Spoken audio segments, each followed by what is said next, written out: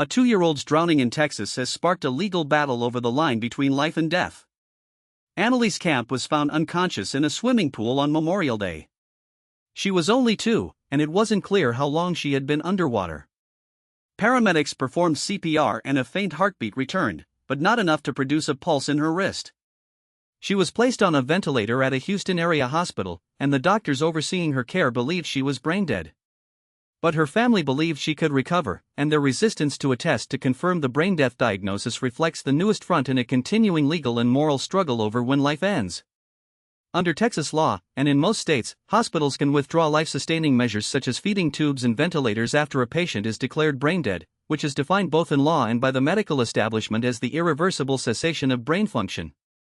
But to do that, they must first conduct a test for brain death, a status that itself is contentious. Right-to-life activists argue that a person is living so long as his or her heart beats even if he or she is dependent on a ventilator for oxygen. The idea of brain death also conflicts with the religious beliefs of some that hold that a soul remains as long as the heart can pump blood, even if the person is on a respirator. The opposition to a test, which many doctors say prevents them from conducting what they consider a non-invasive diagnostic procedure, has complicated what many once thought was more clear-cut. As Thaddeus Pope, who directs the Health Law Institute at Mitchell Hamline School of Law in St. Paul, Minnesota, put it, "You'd think what is life and what is death is scientific."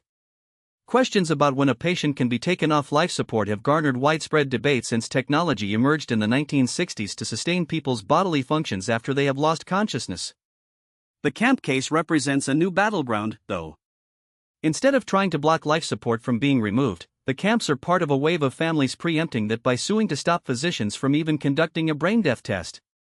They argue that the diagnosis is inconsistent with certain religious beliefs, though the procedure is considered standard medical practice. Dr. Robert D. Truig, a Harvard University bioethicist, said every major children's hospital in the country has had cases like this, and most of these families are understandably in a state of denial. Dr. Truig emphasized that no patient who has tested brain dead has ever regained consciousness.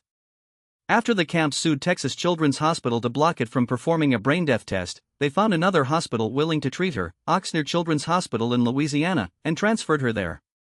That's the story for now. Thanks for listening.